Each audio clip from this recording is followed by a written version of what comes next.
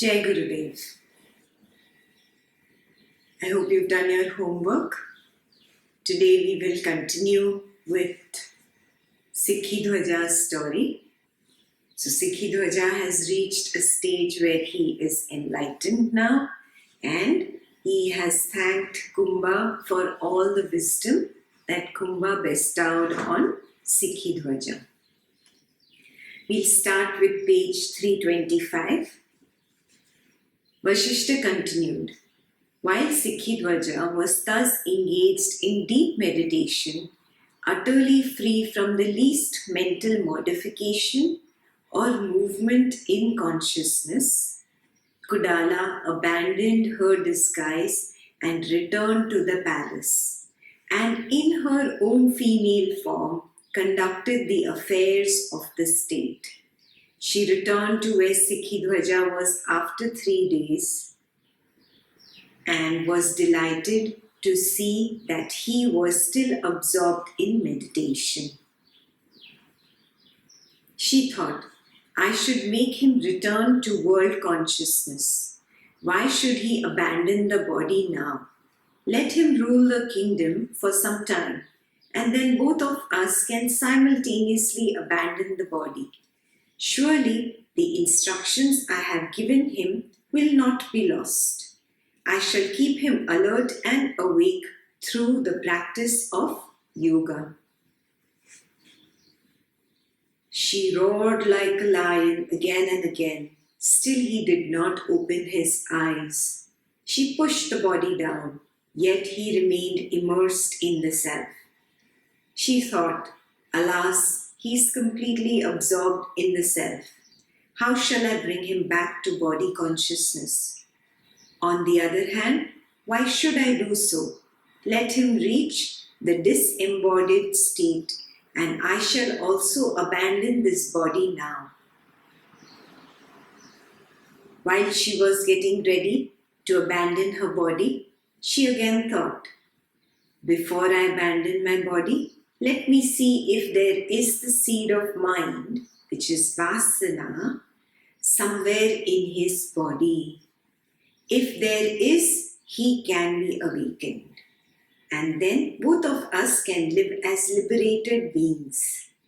If there is not, and if he has attained final liberation, I shall also abandon this body.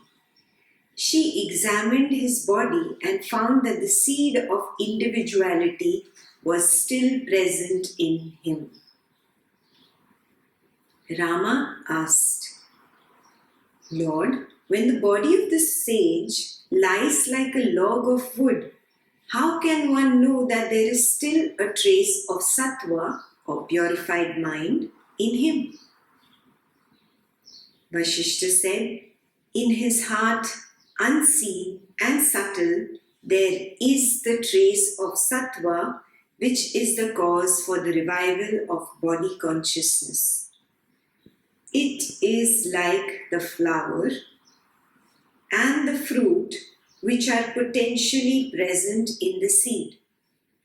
In the case of the sage, whose mind is totally free from the movement of thought, who is devoid of the least notion of duality or unity, whose consciousness is utterly firm and steady like a mountain, his body is in a state of perfect equilibrium and does not show signs of pain or pleasure.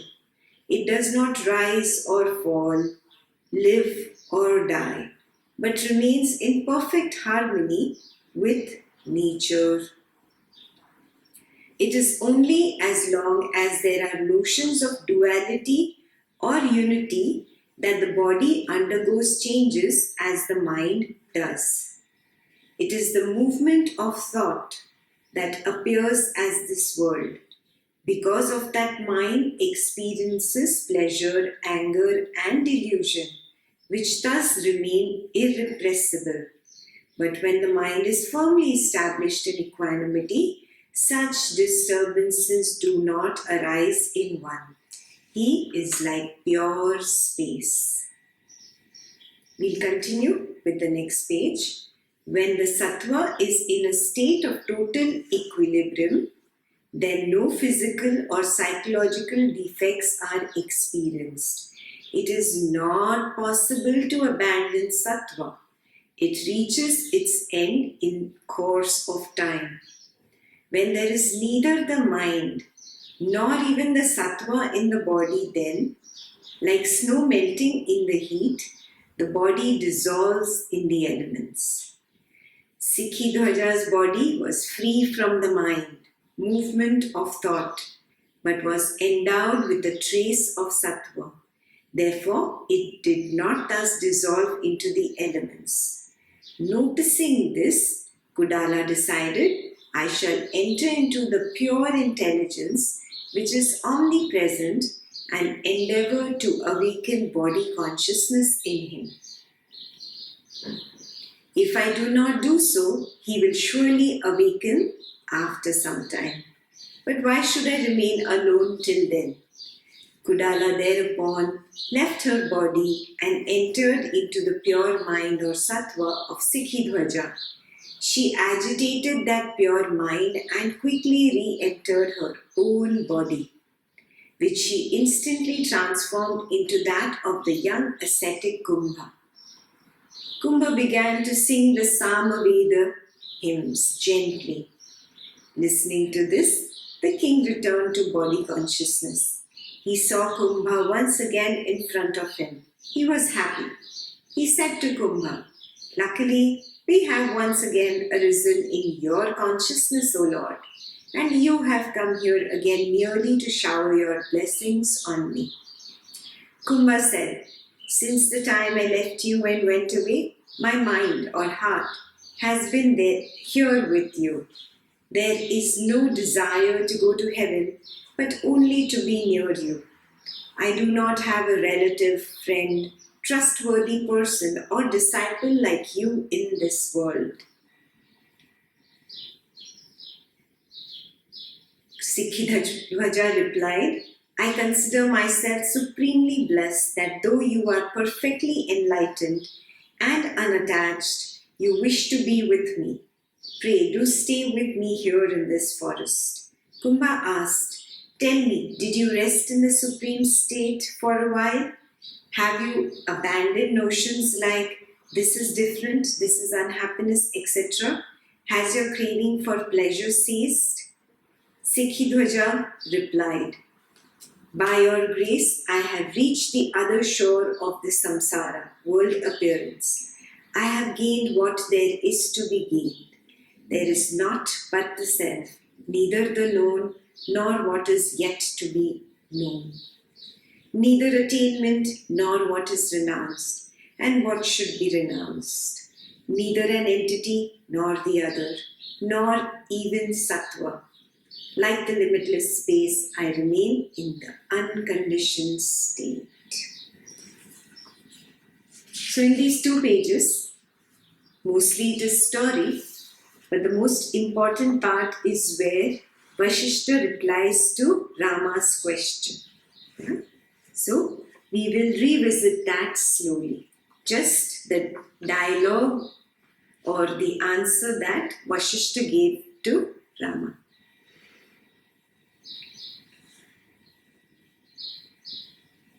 Lord, when the body of the sage lies like a log of wood, how can one know that there is a trace of sattva in him?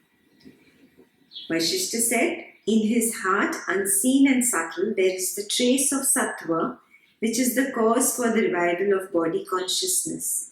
It is like the flower and fruit which are potentially present in the seed. You came into the subtle body and the physical body because of Jiveshana. Jiveshana is the subtle desire to exist, to be. Yeah? So that is the first trace of vasana, the first trace of the ego. Yes?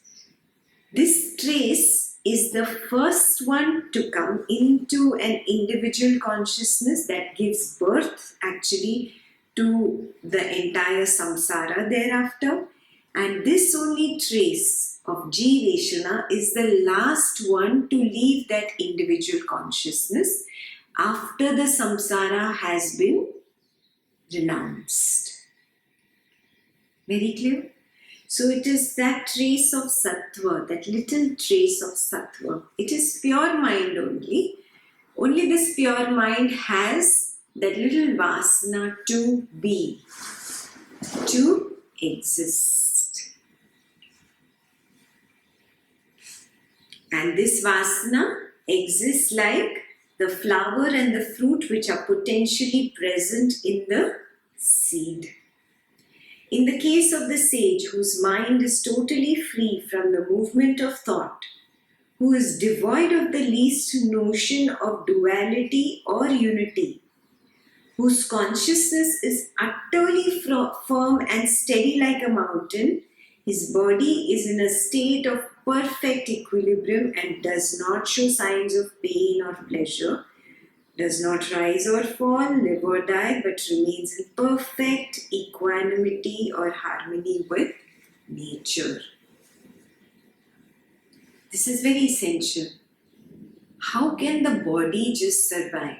Because the body is following a flow, the flow of nature, the flow of life. And the flow of nature has brought that body-mind complex to that point where the sage attains that state of samadhi. In that state of samadhi, he is not different from the nature around him. He is not different from the consciousness itself. So his body remains in perfect harmony. And that's why the body doesn't even die. It's almost like refrigeration. You refrigerate something, you preserve its quality for a long time. Of course, no refrigeration lasts forever. Similarly, no samadhi can last forever, in which your body will never ever die. That's not possible. But refrigeration can increase the longevity of that body and help it survive without food, water, etc. So that's what is mentioned here, that now it is in perfect harmony with nature. It is only as long as there are notions of duality or unity that the body undergoes changes as the mind does. Highlight this. Only because you have notions of I and you, only because you have notions of I am separate from the samsara, because you have the notions, the samsara exists for you. The day these notions drop, samsara, which is all around you, full of people, situations and things, will drop for you. It does not exist anymore. Yes? So, your notions are responsible to keep the samsara going for you. Very clear? I'll give you an example. You make things happen in your life. You make things move in your life. You create your own reality. When you realize that, oh, this has been created by me.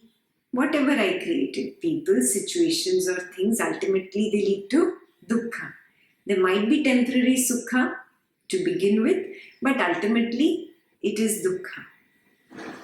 When you come to this realization that everything that I am creating is nothing but dukkha, you stop creating. You might have not gotten to that point yet. You will get there and have patience to get there now that you know this. But when you do get to that point, you realize that now I can bring a stop to this dukkha by non-creation in my mind, by dropping notions. The moment you drop notions, the creation drops. Creation of the future in my mind drops. When creation of future in my mind drops, its projection into my actual life drops. Then whatever is projected in my actual life is just the flow. Naturally, the flow moves in its direction, whatever direction it is bound to go. I have stopped interfering with the flow. And because I have stopped interfering with the flow and projecting my whims and fancies and desires and ragas and dveshas on the flow becomes pure. The continuum of life, which was bestowed on this body-mind complex, comes to its most pure level. And when it comes to its most pure level, you attain a harmony with nature. Yeah? And the notions of duality or unity drop away. So the body or the mind working on the basis of this duality or unity also change their course of action now. Now they just follow the flow. Are you seeing what I'm saying? That is how you can go into samadhi for an extended period of time and the body will still not succumb to pain or pleasure, rising or falling or living or dying. Very clear? It is the movement of thought that appears as this world. Just like I told you, I create my world. I have a movement of thought and I project that, and that really happens in my life. You will say, oh great, so if I keep thinking about money, lots of money will come up in my life. That is true, 100% true. It will come up. But you will not want the dukkha associated with that money. You will not want the stress associated with that money, but it is part of the problem. Yes? That is the tax you must pay. It will come your way. So there is no sukha in this world that does not have a tail of dukkha attached to it. Yeah? Once you recognize, oh, there is really no sukha without the tail of dukkha, which really means that sukha is not pure sukha. It is not pure bliss. It is not pure ananda. Then even the desire for sukha drops away. Then you are ready to just be with the flow as it comes. That being with the flow as it comes is ananda. Ananda does not have an opposite side. There is no tax to pay for ananda. Yeah? That is the only foolproof way out of the dukkha in this world. Go with the flow. Because, it is the movement of thought that appears as this world. Because of that, the mind experiences pleasure, anger, and delusion, which does remain irrepressible. But when the mind is firmly established in equanimity, such disturbances do not arise. He is like pure space or pure ananda or pure bliss. Very clear? Yeah. Page 325, very clear? Yeah. Move on to 326. When the sattva is in a state of total equilibrium, then no physical or psychological defects are experienced. Highlight this. Now we're not talking about mind. You have moved from the level of having a mind to sattva, which is pure mind or no mind. Yeah? Now this no mind is in a state of total equilibrium. Yeah, means there is no way it would go back to its ragas and dveshas of the past. It will not go or shuttle between this polarity or that polarity. There is no duality left. When it comes to this state of total equilibrium, there is no physical or psychological defects anymore. Yeah? It is not possible to abandon sattva. It reaches its end in course of time. Highlight this.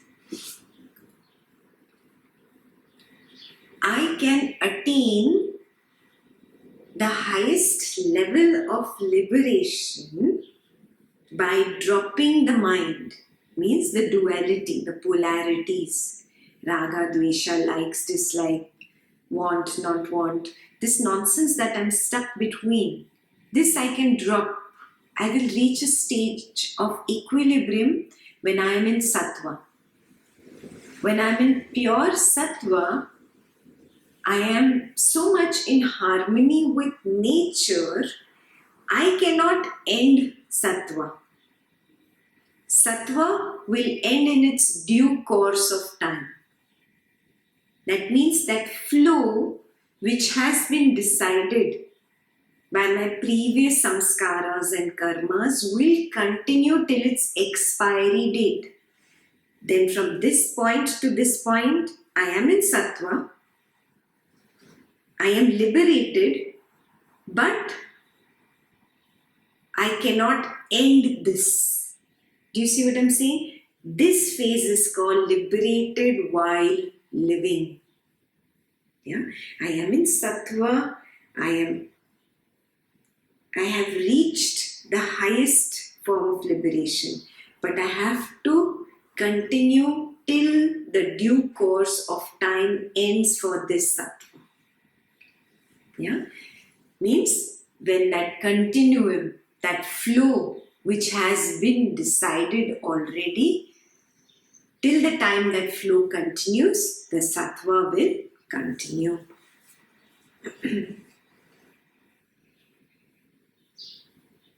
When there is neither the mind nor even the sattva in the body, then, like snow melting in the heat, the body dissolves in the elements. Sikhi Dhwaja's body was free from the mind, movement of thought, but was endowed with a trace of sattva. Little bit of sattva was there. Yeah, you would say, how did he come back? He should have not come back. Yeah, but that little flow, that continuum had still not ended. So he had to come back for the sake of completing this little last part of the journey. Yeah, where he will definitely live liberated, though still in body. Yeah, Jivan Mukta. Therefore, it did not thus dissolve into the elements. Noticing this, Kudala decided, I shall enter into the pure intelligence which is omnipresent and endeavor to awaken body consciousness in him. If I do not do so, he will surely awaken after some time, but why should I remain alone until then? Yeah, so she goes into pure intelligence and gets him out of that state. Yeah. You would say that is so mean. Why do that? But that's fine. He's liberated already. So whether he finishes that last part of sattva or the flow with eyes open, living like normal human beings, or whether he just spends that time in samadhi, it doesn't matter. He has reached a stage which is above and beyond that, where he will indulge in the opposite polarities. There is no more duality or dvaitam for him. He has reached that stage where dvaitam does not exist. He has become one with Advaita. Homework for you. Are you still stuck in Dvaitam? And which polarity is predominantly engulfing you, predominantly pulling you into its clutches? And think how you can work on yourself so as to get out of the clutches of this particular polarity. The rest is all story where Kumbha just says that I want to be with you, and Sikhidwaja is very happy that Kumbha wants to be with Sikhidwaja, and he says that he has reached that stage where there is nothing to be gained, or he has gained whatever there is to be gained. There is nothing but self, and neither the known nor what is yet to be known. Means there is no known, there is no unknown. Yeah? He has reached a stage which is beyond. There is not attainment nor what is renounced and what should be renounced. Neither an entity nor the other, nor even sattva, not even a pure mind. Like the limitless space, I remain in the unconditioned state.